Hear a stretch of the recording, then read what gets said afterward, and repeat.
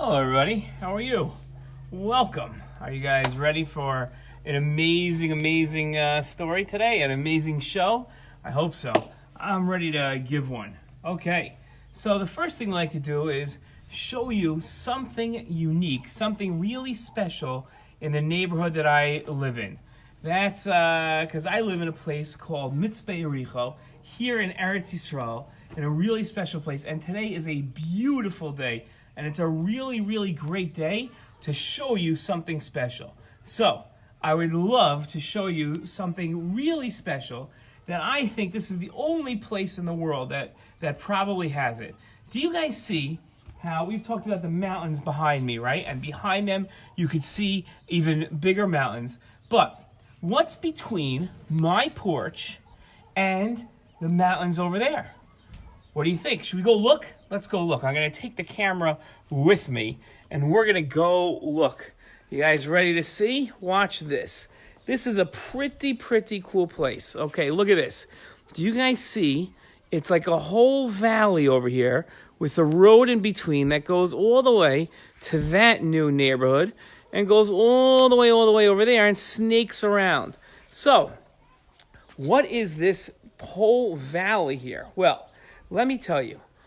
A couple of years ago, about 20 years ago, they decided to build a huge highway that goes from Yerushalayim all the way to the Dead Sea. The Dead Sea is this amazing place where you can go swimming, but there's no fish in the Dead Sea. All that's on there is salt and water. And because there's so much salt, you float in the Dead Sea. No matter what, even if you don't know how to swim, you float. And you can float on your back, and you can float on your front. Floating on your front hurts because there's so much salt it can get into your eyes. So everybody always floats on their back. People even float on their back, and they read a newspaper while they're floating there. But the road was very small.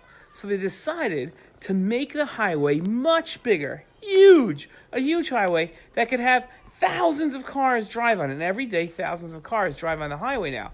But when they were making the highway, this is incredible. When they were making the highway, there was all this dirt that they had to move because they had to knock down mountains to build the road. What do you do with all the dirt? So this area below my house here used to be a whole ravine, it's called, like a hole that went all the way down. This whole area, there was no dirt here. Wherever my hand is going right now, there was no dirt. And what they did was they brought all the dirt from the highway, when they were making the highway, and they dumped all the dirt right here. This is hundreds of feet and tons of dirt right here that they just put right here. You know what the crazy thing is? They didn't have anyone's permission. And all of a sudden, I wasn't living here at that time, but all of a sudden, everybody from our town came here, and they saw that they were dumping dirt here. And they went to the construction people, and they said, you can't do that. No one gave you permission to put your dirt over here. And they said, we'll make you a deal. We'll make all your roads brand new roads. We'll make them brand new roads as long as we could put the dirt here. And we said yes. So our town got brand new roads and a new highway that goes from Yerushalayim to Yam HaMelech. So we're able to go now to Yerushalayim much quicker on a much nicer highway. And now we can go down here. Now let me show you something. Do you see over here, there's a pile of dirt? And over here, there's a pile of dirt. Those piles aren't like dirt, like a mess. On Lag BaOmer is coming up in a couple of months. Lag BaOmer, all the kids from our town come out here and they make fires, huge fires. Every class brings wood and they get to make their own fires right over there. And we call that area the Shetach Halavan, which means, in English, the white field. It's called the white field because the dirt looks white. So everybody calls it the Shetach Halavan. And truth be told, I'll tell you what I do there. I built myself a place where I could play golf. Tomorrow maybe we'll look at it. And I hit golf balls out over there. and that's where I can have a lot of fun. Okay, so that is a special place where in my neighborhood, which you might not see anywhere else, but here in Mitzvah Yericho, we have it. Good? Okay. Now I want to move on to tell you a story. We did our part about living in Israel and the special parts of my neighborhood of where I live. And now let's talk about a great story, an unbelievable story about Rav Abba Umana. Can you guys say that? Rav Abba Umana. Rav Abba Umana did not live in Eretz Yisrael. He didn't live here. He lived all the way, remember we talked about this, all the way over there in a place called Bavel, right? We talked about how Bavel is all the way. You have to take a plane to get there now. Then they used to walk from Bavel to Eretz Yisrael, and it would take a couple of weeks, 2 or 3 weeks to get there. But that's what they used to do. Okay, now, Rav Abba Umana was a big Talmid Chacham, right? We always talk about people that learn lots and lots of Torah. But Rav Abba Umana wasn't just a Talmid Chacham. He was also a doctor. He was a special doctor. And people used to come to him all the time to get treatments, to get better when they were sick, right? So he was a great doctor, great Talmid Chacham. He was the complete package. They could go to him with a Torah question. They could go to him with a headache. They could go with him with their arm got hurt. Anything they could do. And Rav Abba Umana would help them. Now, Rav Abba Umana lived at the same time as 2 other great rabbis who were some of the greatest rabbis that ever lived in all time. And their names were Abaye and Rava. Abaye and Rava. They were, you talk about, if you made a list of the 10 greatest rabbis that ever lived, Abaye and Rava would probably be on that list. They are famous rabbis. That's Abaye and Rava. Now, here's the crazy thing about Abaye and Rava, okay? Abaye and Rava, just Abaye, every Erev Shabbat, right? We know Erev Shabbat when we set the table and we clean everything for Shabbat and we make the beds and we get the candles ready to light them and we cook all the food. Every Erev Shabbat, he would get a message from Hashem. Hashem would give him a message. Pretty amazing. I don't get messages from Hashem, but Abaye was such a great Rav. He was such a great Talmid Chacham. He knew so much Torah, and he did so many mitzvos that every single Erev Shabbat, every single Friday, Hashem would send him a message. And Rava was also a great rabbi. But Rava would only get a message on Erev Yom Kippur.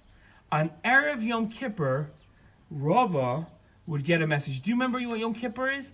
Yom Kippur it was a long time ago. Yom Kippur, it comes every year though. Yom Kippur is when we don't eat and we spend all day long in shul and we do tshuva. We say to Hashem, I'm going to do better this coming year. I'm going to be a better child. I'm going to be a better student. I'm going to listen to my mother and father. I'm going to listen to my teachers. I'm going to do all the mitzvos. I'm not going to speak English. That's Yom Kippur, right? Our mothers don't eat, and maybe some of you don't have a snack, right? When you get older, you're not going to eat. You're going to be what's called we fast, okay? And that Erev Yom Kippur, which is a very special day, Erev Yom Kippur, Rava would get a message from Hashem. So Abaye would get one every Erev Shabbat, and Rava would get one every Erev Kippur. But remember who this story is about. It's not about Abaye, and it's not about Rava. It's about Rav Abba Umana. And Rav Abba Umana would get a message from Hashem every single day. That's right. Not on Erev Shabbat. Not on Erev Yom Kippur. Every day he would get a message from Hashem. And this got Abaye and so confused. They were great rabbis. Knew so much. Did so many. Why did they only get a message from Hashem on special days? Abaye only got an Erev Shabbat, and Rav only got an Erev Yom Kippur. But then they would look over at Rav Abba Umana, and every single day he would come to the Beit Midrash, he would come to where they were studying Torah, and he would say, listen to what Hashem told me today. Listen to what he told me today. And they'd say, you spoke to Hashem, spoke to you again today? And he said, yup. Let me tell you what he says. I have to wait till Erev Shabbat. And Rava would say, you have to wait till Erev Shabbat. I have to wait till Yom Kippur. You get it right away. If only we could hear from Hashem every single day. And they wanted to know why he got a message every day. They were looking at him and they were trying to figure it out. And they didn't know. So why was it that he got a message every single day from Hashem? So they decided to watch Rav Abba Umana. So one day, they got up early in the morning and they went to Rav Abba Umana's house. And they watched as he got ready in the morning. They had his permission to watch. He washed his hands. He said brachot. He said moda'ani. And they said, everything that he's doing, I do. No difference. Okay? Got dressed. Walked out the door to go to shul to daven, because then the shuls were open and they could daven.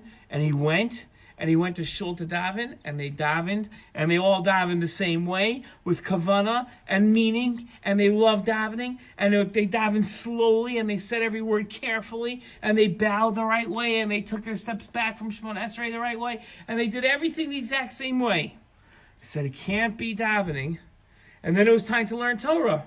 And he learned Torah, and he said, he's learning Torah just like we're learning Torah. So what is it about Rav Abba Umana that he gets to hear from Hashem every single day, and we only get to hear from Hashem Erev Shabbat or Erev Yom Kippur? So then they watched, and he went to his doctor's office. Because remember, he was a doctor. And they went to the doctor's office, and they couldn't go into the room where he was helping patients, because that's not nice. But they waited outside. And they saw that after the patient left the office, it was time for him to pay. And the patient wouldn't go over and give the money to Rav Abba Umana. They wouldn't give it to the secretary that was in the office so that the secretary would be able to take the money. Instead, there was a special room that the patient went into, and in the room was a special drawer, and in the room they watched the patient would lift up the drawer. No one was in the room with them. The patient would lift up the drawer, put the money inside, and close the drawer and walk away. No one said how much they had to pay. No one was counting the money to make sure. And then they watched. A very wealthy person came in. He had a fancy coat and fancy clothes, and everything was fancy, and a person helping him out, and then there were no cars, but he had a fancy horse and a fancy buggy that he would ride in, and somebody that would move the horse for him, drive the horse for him, and the wealthy man came out, and he said to Rav Abba Umana, he said, my arm hurts. And Rav Abba Umana says, come into my office and you go check. And they went, he came out, he said, oh, thank you so much, it feels so much better. And he said, okay, just put that medicine on and you'll be okay. And he said, thank you so much. And then Rav Abba Umana went into his office, and the man went into the special room to pay, and he put a lot of money into the thing. He put it into the drawer, put a lot of money, and he walked away. Okay? The next patient that came in was the opposite. He didn't have a fancy shirt on. In fact, his shirt was ripped a little. He obviously hadn't showered or got a haircut in a while. His hair was a mess. He looked like he was very poor and very hungry. And he went to Rav Abba Umana and he said, I have pain everywhere. And Rav Abba Umana says, come into my office. He said, but Rebbe, I have to tell you, I can't really afford to pay you. Just don't finish your sentence. You'll go into the room and you'll pay. First, come into my office and we'll make sure that you feel better. That's the most important thing. So he went to his office, he got checked out, looked and said, okay, good, came in, said, oh, feeling so much better. Thank you for that medicine. It started working immediately. That was great. And Rabbi Umana says, okay, but he says, but Rebbe, I can't really pay. Shh. It's okay. Don't say anything. He said, but I can't really pay you. Yeah, you don't have to say anything. It's perfectly okay. You don't have to say a word. The payment is over there. So the poor man went into the room. This is incredible. He went into the room and he opened up the drawer, and then he looked inside and he saw a sign to read. He read it, stood up straight, put a little tiny bit of money in, and walked out. Abaye and Rava said, what in the world what was that? What did we just see? So they ran into the room, lifted up the drawer, and they looked, and inside the drawer it said, dear patients of mine, if you can afford to pay my whole amount of money that you owe me, that I charge, please do, and here's how much you should pay for one visit. And if you can't afford it, then just pay what you can, and it's perfectly okay. They said, what a tzaddik Rav Abba Umana is. But then, they were about to read, there was one more line, they were about to read it, but they couldn't, because there was a knock on the door, and one of their friends from the Beit Midrash came, who was a big Talmid Chacham, big Talmid Chacham. He came and he said, oh, I'm so sorry, I didn't mean to disturb you, Abaye and Rava. I didn't know you were here to see the doctor. And he said, no, please come in. And he walked in, he picked up the drawer, read the sign, closed the drawer, and walked out without paying. They looked at each other and they said, whew, he didn't pay. Rava said, wait, Abaye, don't judge him. Maybe there's some reason he didn't pay. So he opened up the drawer and they read the last line. And the last line said, if you're a Talmid Chacham, you don't have to pay. He said, what? If you're a Talmid Chacham, you don't have to pay at all? Why would that be? And they realized he must love the Torah so much. So much he loves the Torah that he doesn't charge the people that learn the Torah or the people that teach the Torah. And they said, wow, that's amazing. Anybody that can afford it pays what they can afford. Anybody that can't afford it, they don't have to pay anything. And if you're a Talmid Chacham, if you teach Torah or you learn a lot of Torah, you don't have to pay at all. What a tzaddik. He's not a doctor to make money. He's a doctor to help people. That's all he cares about. Because if it was to make money, he would charge everybody. So it's clear that he's not trying to make money. And Abaye turned to Rava and he said, you know what this means? This means that he's really a much bigger tzaddik than we are. Because we learn and teach a lot of Torah, but so does Rav Abba. We go to work, but we go to work in order for us to make money. That makes sense. That's okay. There's nothing wrong with that.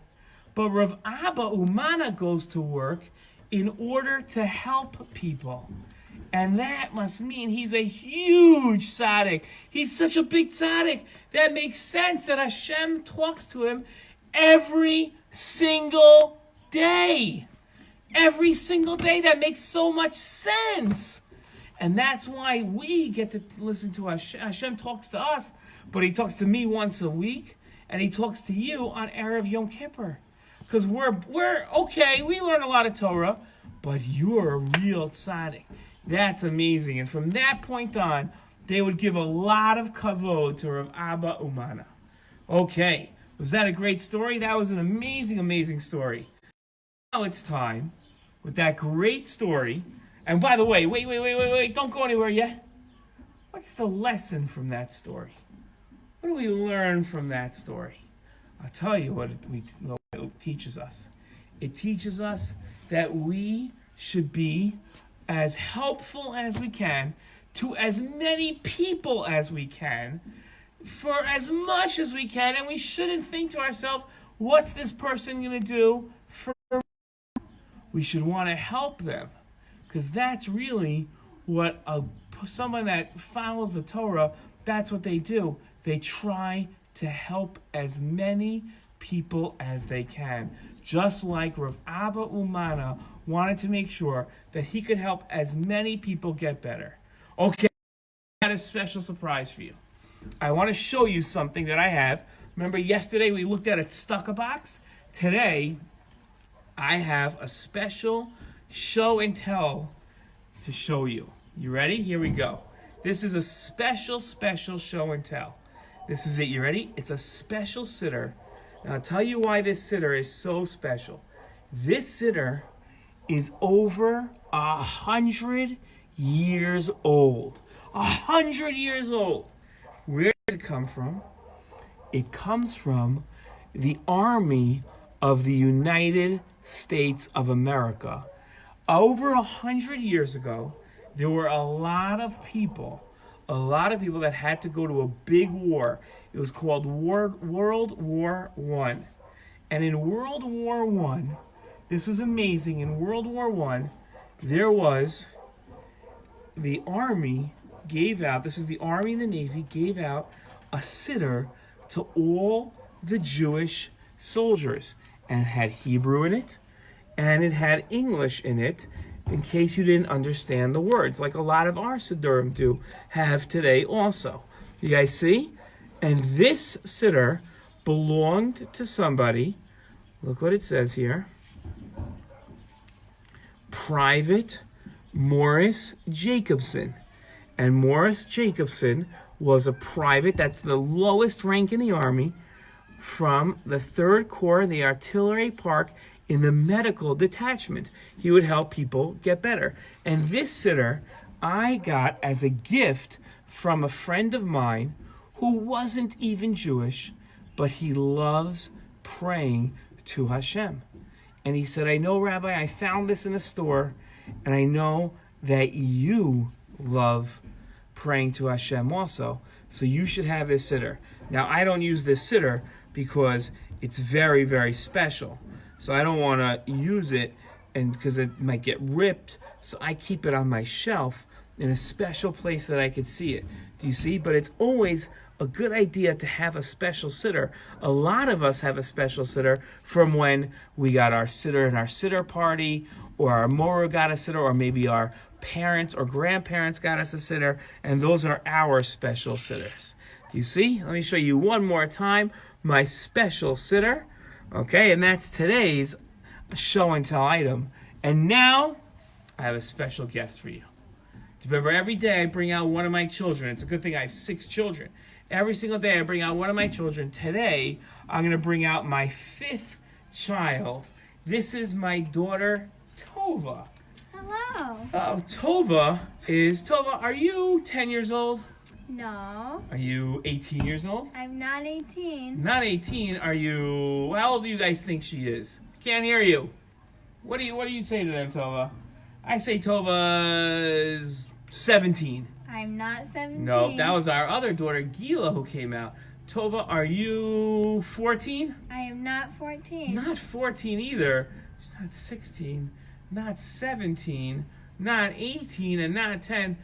Tova must be 15 years old. I am not 15 years old. What? Not 15? Well, she can't be 12, because then it would have been her bat mitzvah this year. I know. She must be 13 years old.